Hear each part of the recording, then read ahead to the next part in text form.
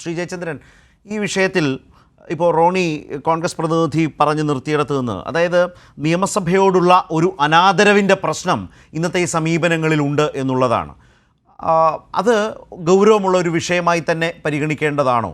ഏറ്റവും ഹ്രസ്വമായ ചരിത്രത്തിൽ തന്നെ ഇടം പിടിക്കും വിധം, അദ്ദേഹം അങ്ങനെയാണ് അതിനെ പറഞ്ഞു വെച്ചത്, ഇടം പിടിക്കും വിധമാണ് അതിനെ ചുരുക്കി അദ്ദേഹം ഒരു മിനിറ്റിലേക്ക് ഒതുക്കിയെടുത്തത്.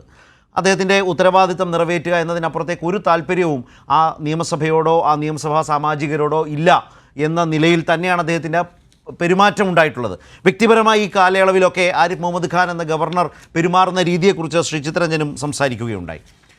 യഥാർത്ഥത്തിൽ ഈ പ്രധാനപ്പെട്ട ഒരു ഘട്ടത്തിൽ ഗവർണർ പദവിയിലിരിക്കുന്നയാളാണ് താൻ എന്നതിനപ്പുറത്തേക്ക് വ്യക്തിപരമായ ഇഷ്ടാനിഷ്ടങ്ങളുടെയും എതിർപ്പിൻ്റെയും ഒക്കെ പശ്ചാത്തലത്തിൽ ചുരുങ്ങിപ്പോവുകയായിരുന്നോ? അതിൻ്റെ പ്രതിഫലനമാണോ ഇന്ന് സഭയിൽ അദ്ദേഹം കാട്ടിക്കൂട്ടിയത്, അല്ലെങ്കിൽ അദ്ദേഹത്തിൻ്റെ ചെയ്തിയായി വന്നത്? ശരത്ത്, അങ്ങനെയല്ല. നമ്മൾ ഈ വിഷയത്തിനെ ഈ പറഞ്ഞ രൂപത്തിൽ കാണുന്നതിനല്ല എനിക്ക് താല്പര്യമുള്ളത്. ഞാൻ അതിന് താല്പര്യപ്പെടുന്നുമില്ല. കാരണം ഇന്നത്തെ 63 പേജുള്ള ഗവർണറുടെ പ്രസംഗം പുസ്തക രൂപത്തിൽ ഇന്ന് തന്നെ അവിടെ വിതരണം ചെയ്തു. ഞാനും ഉണ്ടായിരുന്നല്ലോ അവിടെ. അത് എൻ്റെ കയ്യിലുണ്ട്. അതിൽ ഞാൻ 13-ാം പേജ് അത് വായിക്കേണ്ടതുണ്ട് എന്നുള്ളതുകൊണ്ടാണ് ഞാനിവിടെ വായിക്കുന്നത്. 25-ാമത്തെ പോയിന്റാണ്. എൻ്റെ സർക്കാർ ഒരു വശത്ത് സാമ്പത്തിക അച്ചടക്കം പാലിക്കുന്നതിലും മറുവശത്ത് അധിക ആഭ്യന്തര വരുമാനം സമാഹരിക്കുന്നതിലും ശ്രദ്ധ പതിപ്പിച്ചിട്ടുണ്ട്. എൻ്റെ സർക്കാർ 2022-23 തനത് നികുതി വരുമാനം 71,968 കോടി രൂപയായി വിജയകരമായ നിലയിലേക്ക് ഉയർത്തിക്കൊണ്ട് മുൻ വർഷത്തെ അപേക്ഷിച്ച് ഏകദേശം 13,600 കോടി രൂപയുടെ അല്ലെങ്കിൽ 23.4% വർധനവ് രേഖപ്പെടുത്തിയിട്ടുണ്ട്. റിസർവ് ബാങ്ക് ഓഫ് ഇന്ത്യയുടെ കണക്കനുസരിച്ച് റവന്യൂ വരുമാന സമാഹരണ പ്രവർത്തനങ്ങളിൽ ഏറ്റവും മികച്ച പ്രകടനം കാഴ്ചവെച്ച സംസ്ഥാനമാണ് കേരളം. കേരളത്തിന് മദ്യത്തിൽ നിന്ന് ലഭിക്കുന്ന തനത് നികുതി വരുമാനം 3.7%. മറ്റ് സംസ്ഥാനങ്ങളെക്കാൾ ഏറ്റവും കുറഞ്ഞ നിരക്കും മറ്റ് സംസ്ഥാനങ്ങളുമായി താരതമ്യം ചെയ്യുമ്പോൾ അവിടെ മറ്റ് സംസ്ഥാനങ്ങളിൽ വളരെ ഉയർന്ന നിരക്കായി 22% ഈ സാഹചര്യത്തിൽ ശ്രദ്ധേയമാണ്. ഇങ്ങനെ നിരവധി പ്രധാനപ്പെട്ട കാര്യങ്ങൾ, ഈ സംസ്ഥാനവുമായി ബന്ധപ്പെട്ട കാര്യങ്ങൾ ഈ ഗവർണർ നയപ്രഖ്യാപന പ്രസംഗത്തിലുണ്ട്.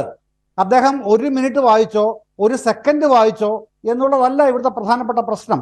അതിനെ അങ്ങനെ ഈ വിഷയമായി ലഘൂകരിക്കുന്നത് മറ്റ് രാഷ്ട്രീയ ലക്ഷ്യങ്ങളോടെയാണ് എന്ന് എനിക്ക് ഇവിടെ പറയാൻ കഴിയൂ. കാരണം ഈ ഗവർണറുടെ നയപ്രഖ്യാപന പ്രസംഗം കേരള നിയമസഭയിൽ 2024 അവതരിപ്പിച്ചില്ല എന്ന് ഭാവിയിൽ ഒരു കാലത്തും ഒരാൾക്കും പറയാൻ കഴിയില്ല. കാരണം അദ്ദേഹം അത് അവതരിപ്പിച്ചു. അത് 1 മിനിറ്റാണോ 1 സെക്കൻഡാണോ എന്നുള്ളത് അപ്രസക്തമായ കാര്യമാണ്. ഗവർണർ അത് ചെയ്തു. ആ ചെയ്തതിൻ്റെ ഉള്ളടക്കം എന്താണ് അത് പരിശോധിക്കൂ. അതല്ലേ പ്രധാനം. ഇവിടെ റോണി കെ ബേബി പറയുന്നത് അവരുടെ രാഷ്ട്രീയമാണ്, അവർക്കത് പറയാനുള്ള അവകാശമുണ്ട്, സ്വാതന്ത്ര്യമുണ്ട്. ഇനി അദ്ദേഹം ആദ്യത്തെ പാരഗ്രാഫും അവസാനത്തെ പാരഗ്രാഫും വായിച്ചല്ലോ. എന്താണ് അവസാനത്തെ പാരഗ്രാഫ്? അതുകൂടെ ഞാൻ വായിക്കുകയാണ്. 136 അവസാനത്തെ പാരഗ്രാഫ്. നമ്മുടെ മഹത്തായ പൈതൃകം കെട്ടിടങ്ങളിലോ സ്മാരകങ്ങളിലോ അല്ല എന്നും മറിച്ച് ജനാധിപത്യം, മതനിരപേക്ഷത, ഫെഡറലിസം, സാമൂഹ്യനീതി എന്നീ കാലാതീത മൂല്യങ്ങളോടും ഇന്ത്യൻ ഭരണഘടനയുടെ വിലമതിക്കാനാകാത്ത പൈതൃകത്തോട് നാം കാണിക്കുന്ന ബഹുമാനത്തിലും പരിഗണനയിലുമാണെന്നും നമുക്ക് ഓർക്കാം. ഇക്കാലം അത്രയും നമ്മുടെ രാഷ്ട്രത്തെ സംഘടിതവും ശക്തവുമായി നിലനിർത്തിയത് സഹകരണ ഫെഡറലിസത്തിന്റെ അന്തസത്തയാണ്. ഈ അന്തസത്തയ്ക്ക് ശോഷണം സംഭവിക്കുന്നില്ല എന്ന് ഉറപ്പാക്കേണ്ടത് നമ്മുടെ ബാധ്യതയാണ്. വൈവിധ്യവും വർണ്ണാഭവുമായി ഈ രാഷ്ട്രത്തിന്റെ ഭാഗം എന്ന നിലയിൽ നാം ഒത്തൊരുമിച്ച് നമ്മുടെ പന്ഥാവിലുള്ള എല്ലാ വെല്ലുവിളിയും അതിജീവിച്ചുകൊണ്ട് സമഗ്രമായ വളർച്ചയുടെയും ഉത്തരവാദിത്വമുള്ള പ്രതിരോധ ശേഷിയുടെയും വർണ്ണ കമ്പളം നെയ്തെടുക്കും. ജയ് ഹിന്ദ്. ഇതാണ് അദ്ദേഹം വായിച്ചു നിർത്തിയത്. എന്നിട്ടാണ് പോകുന്നത്.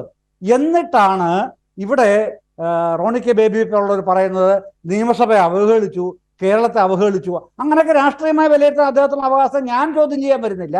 പക്ഷേ കേരള സർക്കാർ എന്താണോ നയപ്രഖ്യാപന പ്രസംഗത്തിൽ അതിൻ്റെ രാഷ്ട്രീയ ഉള്ളടക്കമായി തന്നെ അവിടെ ചേർത്തിരിക്കുന്നത്, അത് സംസ്ഥാന മന്ത്രിസഭയാണ് അംഗീകരിച്ചത്. അത് അതേപോലെ തന്നെ സംസ്ഥാന ഗവർണർ ശ്രീ ആരിഫ് മുഹമ്മദ് ഖാൻ ഇന്ന് നിയമസഭയിൽ വായിച്ചിരിക്കുന്നു. അത് രേഖപ്പെടുത്തപ്പെട്ടിരിക്കുന്നു. ആ ഗവർണറുടെ നയപ്രഖ്യാപന പ്രസംഗം സഭാരേഖകളിൽ ഇടം പിടിച്ചിരിക്കുന്നു. ഇനി അത് സംബന്ധിച്ചാണോ നയപ്രഖ്യാപന ചർച്ച തിങ്കളാഴ്ച മുതൽ വരുന്നത്? നിയമസഭയോട് അനാദരവ് കാട്ടി എന്ന നിലയിലേക്കൊന്നും കാണേണ്ടതില്ല ഈ വിഷയത്തെ എന്നാണോ? അല്ല, നിയമസഭയെ അനാദരവ് കാട്ടി എന്നുള്ള രാഷ്ട്രീയമായി പറഞ്ഞു പോകാവുന്ന ഒരു പെരിഫറൽ ശരി. പാർശ്വ ഭാഗത്തുള്ള ഒരു വീക്ഷണം മാത്രമാണ്. പ്രധാനപ്പെട്ട വീക്ഷണം അങ്ങനെ ആയിക്കൂടാ. കാരണം എന്താണോ കേരളം ഇപ്പൊ കേന്ദ്രത്തിനോട്, യൂണിയൻ ഗവൺമെന്റിനോട് സമരം ചെയ്തുകൊണ്ടിരിക്കുന്നത്, ഇനി ഫെബ്രുവരി 8-ാം തീയതി സമരം ഓക്കെ ചെയ്യാൻ പോകുന്നത്, ആ ഉള്ളടക്കങ്ങളൊക്കെ ഇതിനകത്ത് കൃത്യമായി വന്നിട്ടുണ്ട്. അത് അദ്ദേഹത്തിന് വായിക്കാൻ കഴിയില്ല എന്നുള്ളത് മറ്റൊരു കാര്യം. അത് അദ്ദേഹത്തിന്റെ രാഷ്ട്രീയ ദാസ്യത്തിന്റെ പ്രശ്നമായിരിക്കാം. ആ രാഷ്ട്രീയ ദാസ്യം യജമാന്മാരെ പ്രീതിപ്പെടുത്തുന്നതിന്റെ ഉത്തരവാദിത്വമൊക്കെ ഗവർണറിൽ നമുക്ക് രാഷ്ട്രീയമായി ആരോപിക്കാമെങ്കിലും സംസ്ഥാന മന്ത്രിസഭ തീരുമാനിച്ച എന്ത് നയപ്രഖ്യാപന പ്രസംഗമാണോ അതിൽ ഒരക്ഷരം മാറ്റം വരുത്താതെ ഗവർണർ അതേപടി അംഗീകരിച്ചു.